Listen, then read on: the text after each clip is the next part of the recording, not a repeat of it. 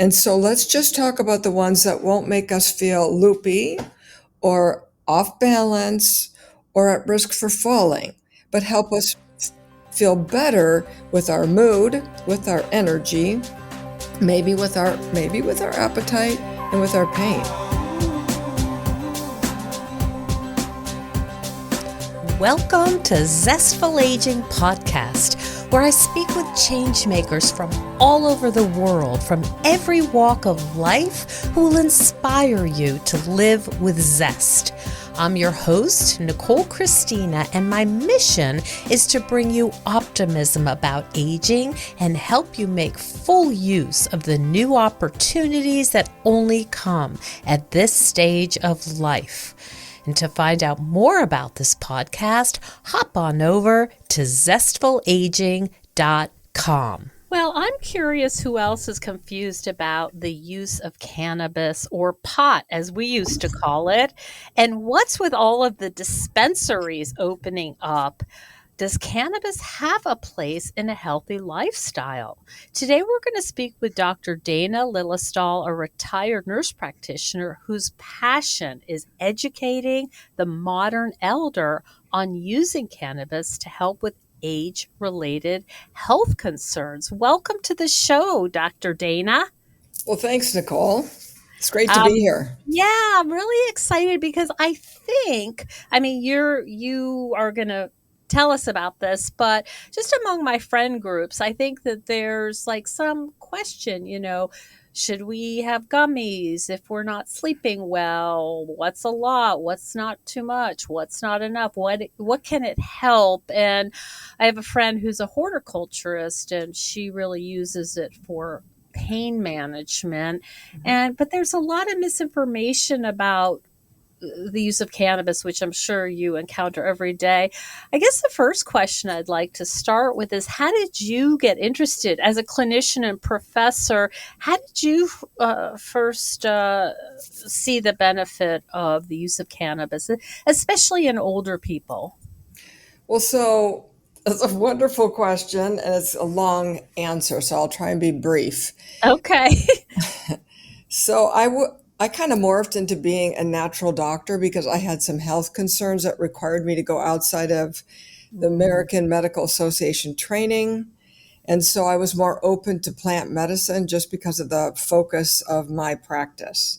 When I closed my practice, one of my patients said she wanted a dispensary when I worked for her. So I said, well, I'm into plants. Yeah, I could learn. I'll work for you. So that's how I got into it.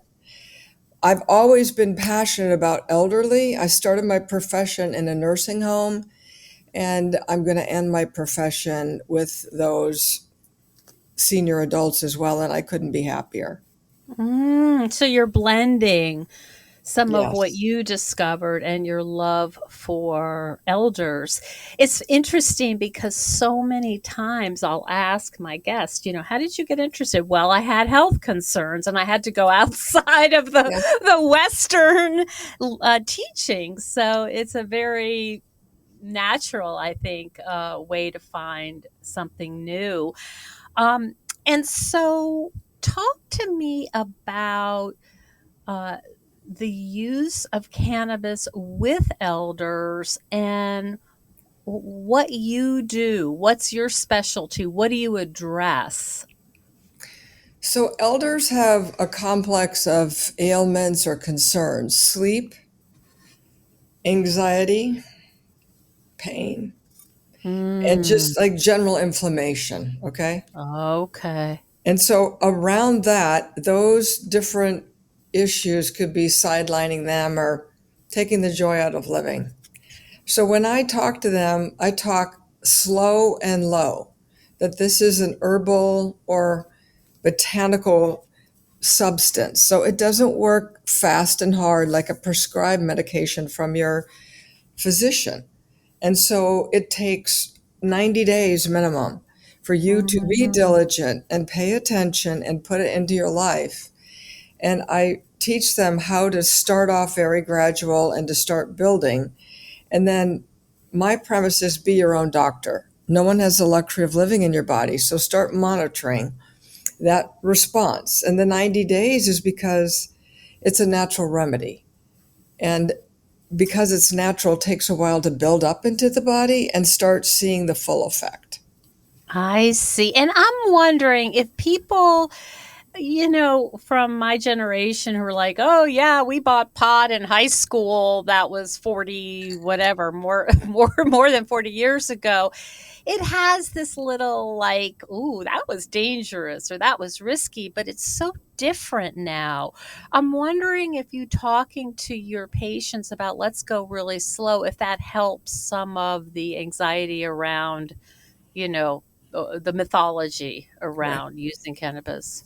Well, so every time I get up and speak, I start with the history because unfortunately, and I'll put myself in this generation, we were told to implicitly believe what we were given and not to question authority. And so this generation totally took in the dogma and they believed it. But Mhm. what I start with is the characters that took it away and the economic interests that were in the way. And the fact that this is divinely given or source or whatever a person believes, but it's from the earth for our well-being and our health.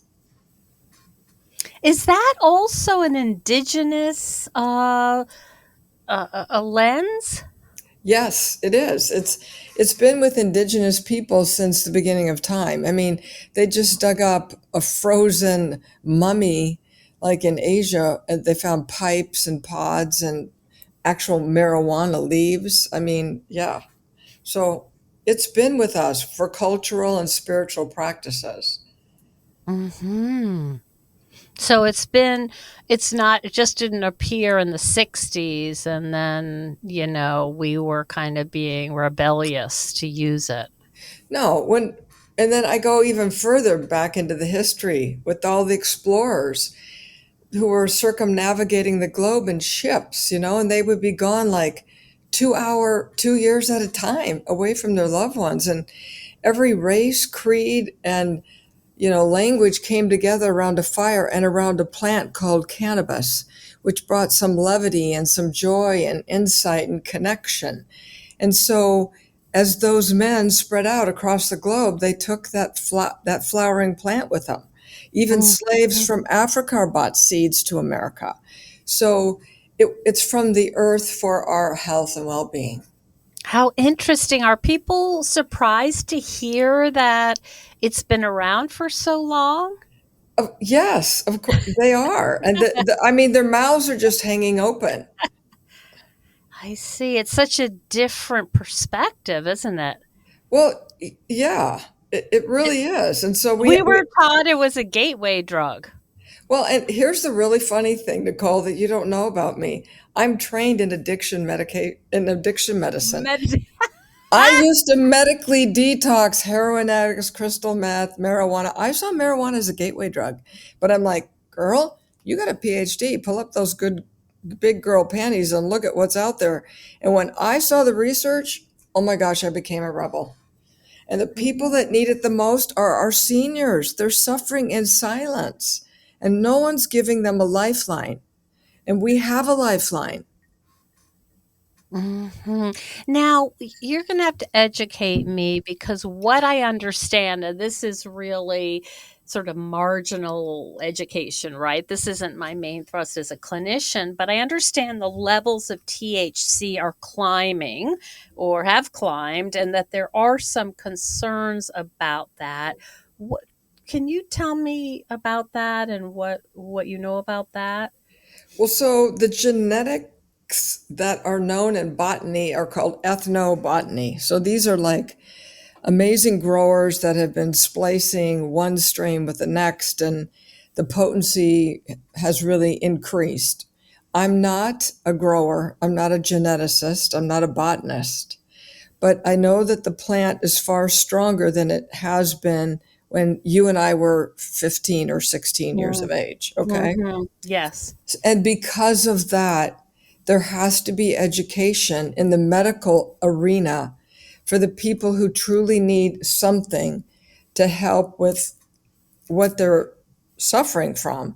But they don't need to be taken out, where they can't function and they're so high. So I'm really speaking a lot lately about the non intoxicating substances that come from this plant that have health value. And Okay. a lot of times that gets me in the door into a 55 plus community because they're like, oh, we can't talk THC. I go, we don't have to talk THC. There's 144 substances that have been identified from the plant that carry value. Mm. And so let's just talk about the ones that won't make us feel loopy or off balance or at risk for falling, but help Oh, us wow. feel better with our mood, with our energy, maybe with our appetite and with our pain. I see. So it's really interesting to hear. So there's so many little facets of this. It's not just getting high. No, and see that's what there's a dialogue that's coming from big pharma. They don't want to dance on the playing field with everybody, okay? But there's room for all of us. And so big pharma doesn't like what's going on in cannabis. They just don't. Because they want to sell Ambien and benzos and that Right. kind of thing. Okay. Right. So, I mean, from a personal standpoint, I can tell you I could be on three very addictive medications for conditions I have. Okay. I Mhm. have I have a hyperactive brain. Well, that's called, attention deficit hyperactivity disorder. Well, we put people with amphetamines, Adderall. That's addictive. I don't want to be on that. Okay. So my hyper brain makes it difficult for me to sleep.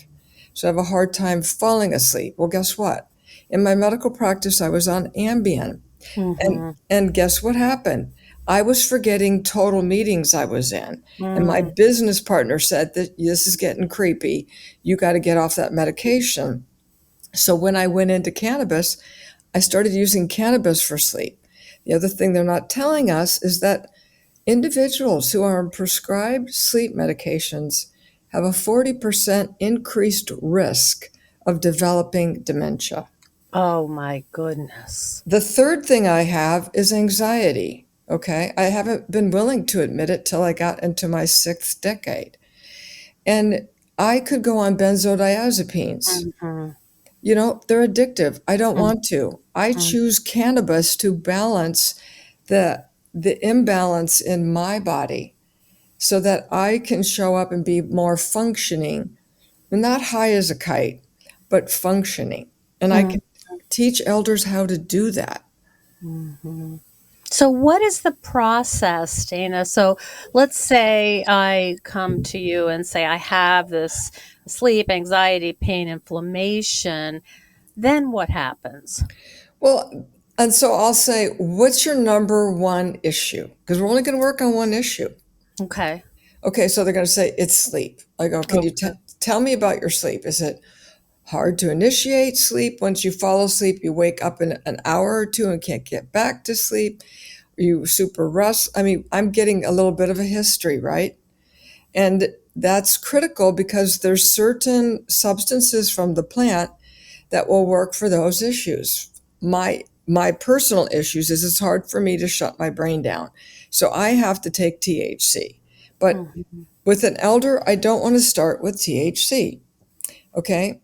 And then with me, I have anxiety. So if I have to use the restroom and I wake up and I start being anxious, I'll be awake and I need Mhm. another substance that will put my brain back down. So that's why I'm asking these questions. So depending on the person, I'm starting with a non intoxicating substance that's excreted from the plant because I want the best experience. And I usually recommend an edible. It could come in an oil, it could come in a gummy. And when I make that recommendation, I always tell them an edible can last 4 to 6 hours in the body. You have to go very slow and very low Mhm. because once it's in, you can't take it out. You just I got to ride see. the wave. I see. Okay. So if it's not low and slow, if it's high and what intense, Right. that can be maybe unpleasant for someone. very unpleasant. I see. And some of these elders had a bad experience maybe as a teenager and they don't want to go back there. So I want to try and hold their hand and create a new positive experience. Mhm. But if they've never put their toe in the water, I want to create that first new experience. So you're help them with the anxiety around the plant as well as Yes.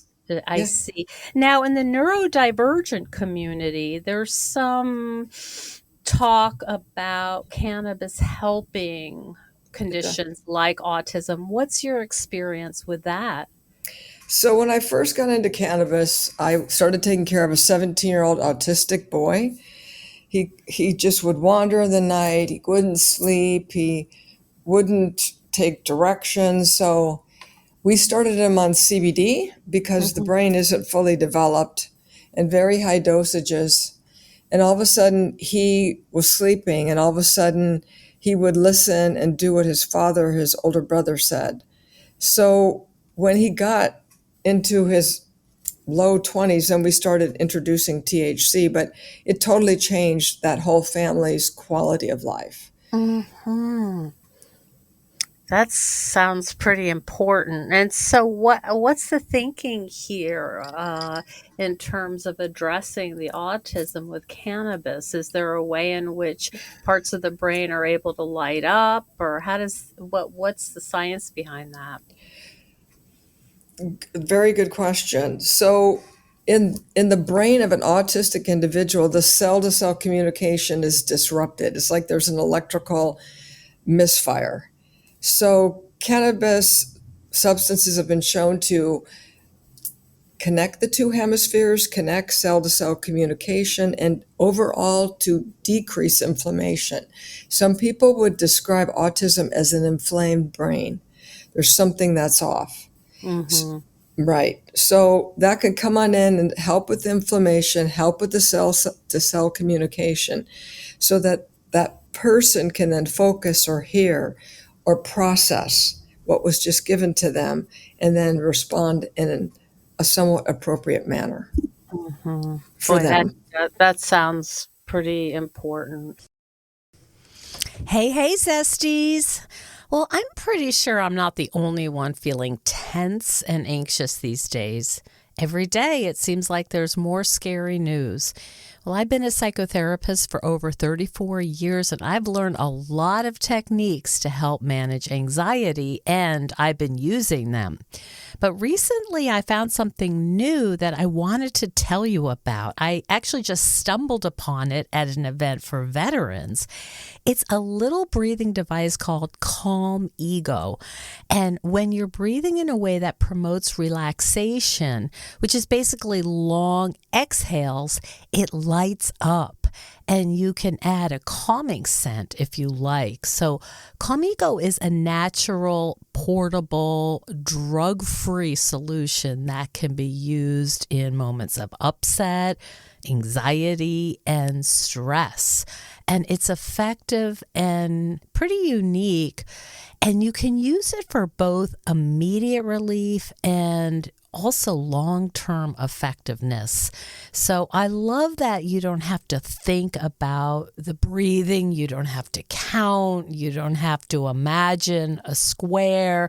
You really don't have to do anything. It does all the work for you.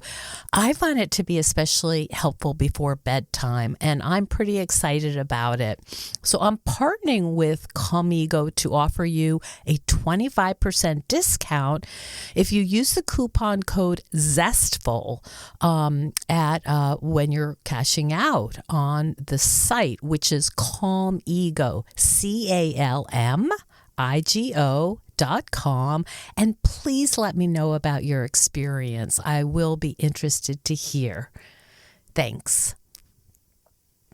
What are the other, can you give us a real life example of a patient that you've recently helped that you think our audience would appreciate?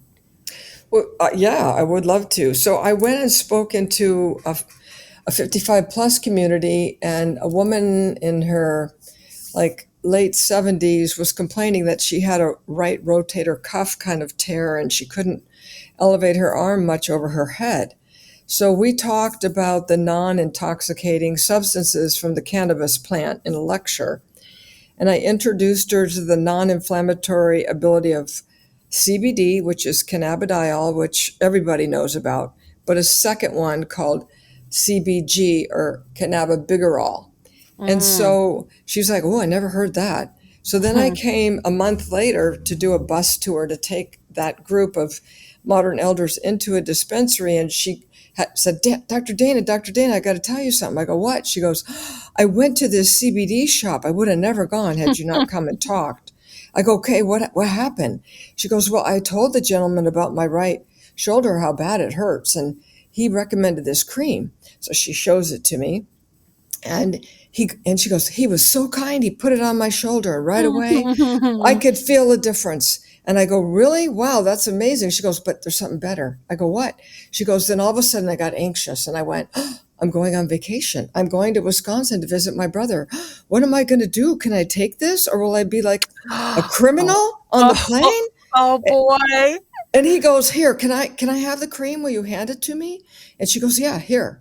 She hands him the cream and he unzips her purse. He puts it in her purse. He zips her purse up and he goes, "That's how you go to Wisconsin." And she goes, "Oh my gosh, I went to Wisconsin. It was so much fun." And the cream went and my shoulder was great. It was amazing. "Thank you so much, Dr. Dana." And I go, "You're so welcome." So let's address, I mean, I think that's a really important concern. Not all the states are, uh, how shall we put it? They're accepting, or their policies do not agree with cannabis use. How do people travel with their uh, prescriptions? Well, THC is not allowed to go across state lines. Okay. But this patient didn't have any THC. She had the Mm, CBD and CBG, so she was fine. I see. Okay. And we were hoping that the agents are educated on this. I can't speak for them. Okay. Some of They're them not. look pretty young, and Yeah, and not always they don't always inspire a ton of confidence, I'm going to say. yeah. No, that's not my passion, like demographic. So I'll let someone else take care of them. Okay. All right. All right.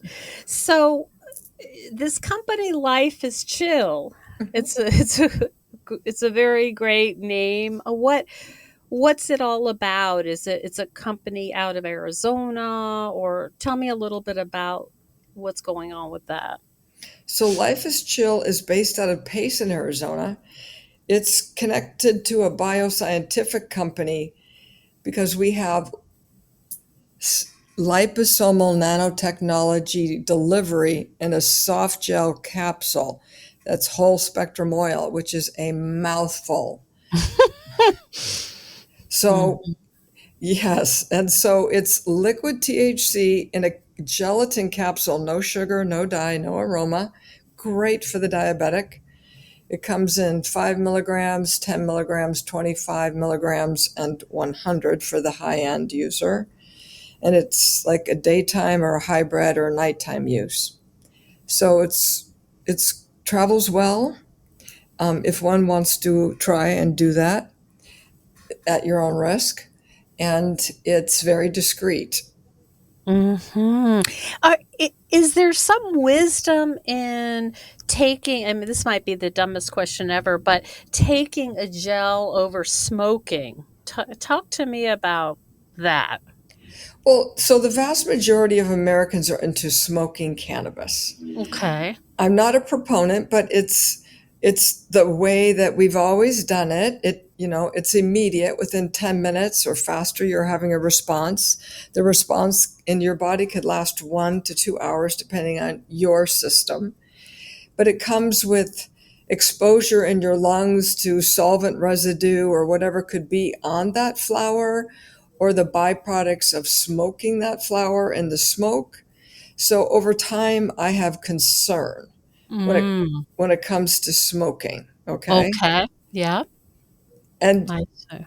yes, whereas other forms, what was your other question? The other form? No, no, I didn't. I was just thinking, smoking can't be great. And so that's what I was just Yeah. wondering about. Now, if somebody listening thinks this woman knows what she's talking about, this company sounds extremely legit, how could they access your expertise? Because we have the state line or even the country line situation. How could they find out more and benefit from your knowledge? Well, they can always go to lifeischill.com, the website. I've written some Mhm. blogs there, and other podcast interviews are there as well. So that's a place that they can find me and see more information and learn about the company, because Mhm. we're in product development on two other products that are pretty exciting, and we have a liquid THC that goes into drinks or sauces. It's really good for pain. So yeah, they can learn all that there. But if they wanted to have a consult with you and then purchase from your company, that would be tricky. Well, they can't purchase from the company online. They have to go Okay. into a marijuana dispensary in the state of Arizona. We're only in Arizona. Okay. We're looking at possibly going into another state, but that's in process. Mhm. So right now, just Arizona. Okay, so people in the state of Arizona can make appointments with you and then purchase these products. Correct. Okay.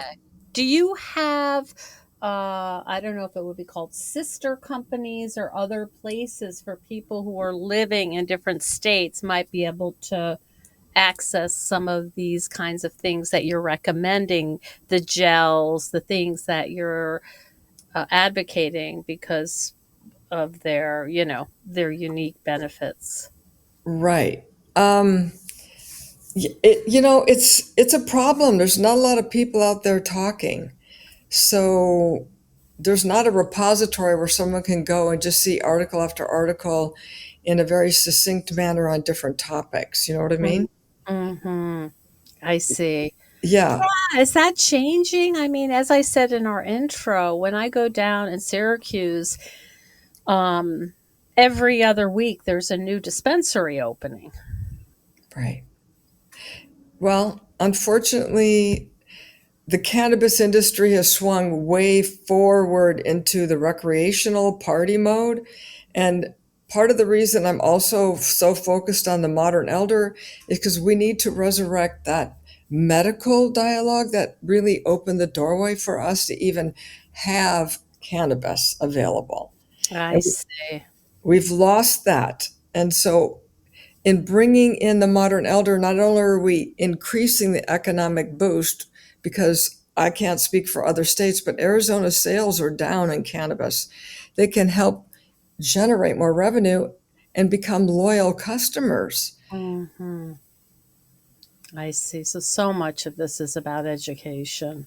Huge. That's Yeah. why I'm really calling on other individuals in other states who are passionate about elders to take up the challenge and be a champion and start educating and including them in the dialogue. And I mean, that goes even with the training I'm doing with individuals that are selling cannabis in these dispensaries. I had Hmm. a, I had a bud tender who, tenders cannabis, who started, after I started talking and educating, he just started crying uncontrollably. And it was because he felt so guilty because his grandma is suffering right in front of him and he's not talking to her about cannabis. And so it goes both ways. We all have a position of influence. There's someone in our life who could be older, or maybe it's ourselves. And Hmm. why not test the water? It doesn't have that bad side effects. Hmm. I see. You're really there's a lot of challenge here, right? You talked about big pharma, we talked about a history of demonizing cannabis. There's all kinds of money in it. It sounds like it's a pretty heavy lift to have people see it as for medicinal use. Well, Here's the other piece of history people don't know. Medical doctors in the late 1800s in America were prescribing cannabis for all kinds of ailments.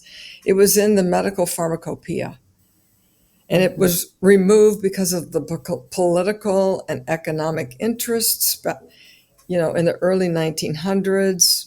So, but the US public knew it as cannabis, but they didn't know it as marijuana. So it was being used by the doctors at the time. Mhm. But when Big Pharma came in, they said no, and they got rid of it. And they discredited a lot of natural doctors, and then they used federal money to pay for medical education. And in the federal eyes, cannabis is Schedule 1. Mhm. So it's seen as heroin, absolutely highly addictive and no medical or health value whatsoever. I see. It's confusing because in one way we're seeing a ton. I mean, you walk downtown New York or wherever, it's just that you can smell it. It's out there. There's the dispensary. So in one way, it seems like it's much more in the public domain.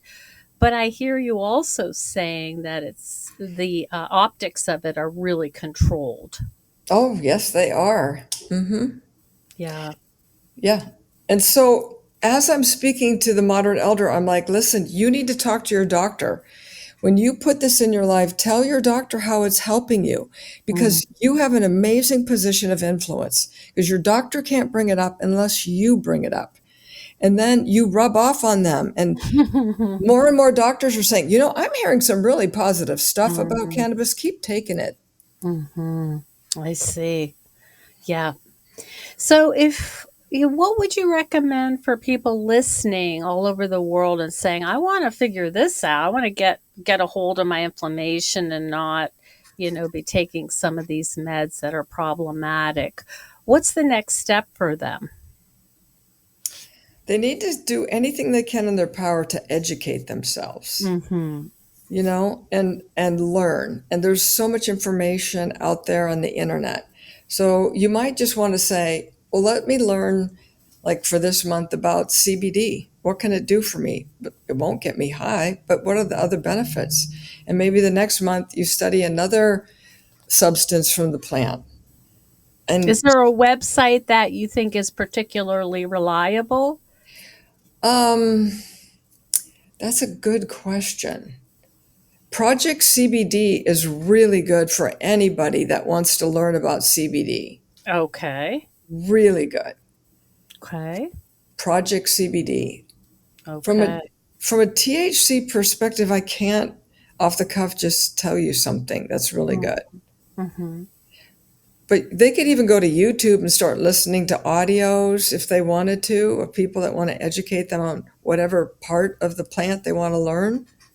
Are there podcasts that you would recommend who are people who are knowledgeable and who can help us with this?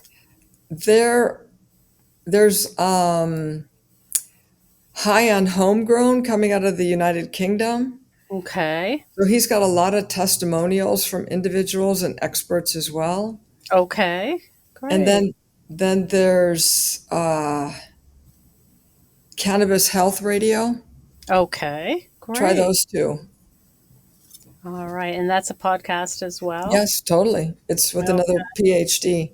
Okay. That sounds really great. I mean, I don't want to be totally discriminatory, but I think we don't want like a teenager, in their basement just smoking and talking about how great it is. Right. Yeah. Right. Yeah. Okay.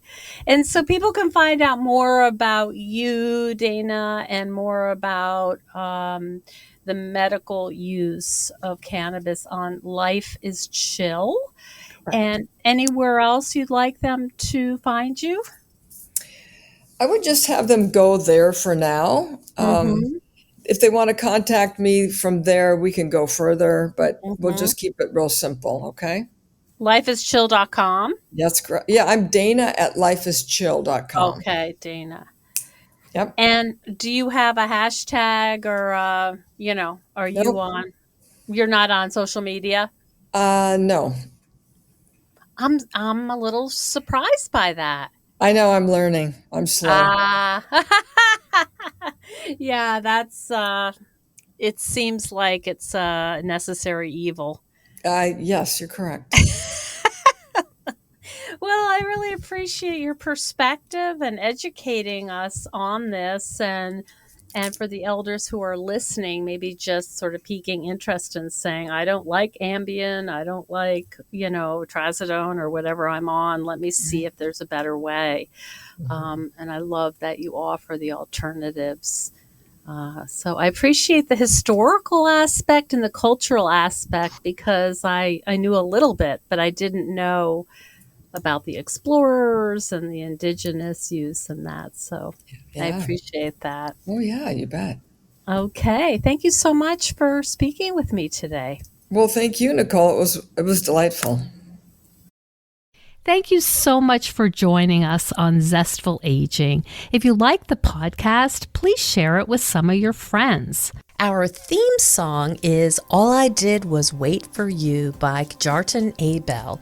Visit Kjartan-Abel, that's KJARTAN-Abel, ABEL.com to hear more of Kjartan's work. And our technical director is Stephen Litweiler. And stay tuned next week for another interview with a fascinating and inspiring guest. See you then.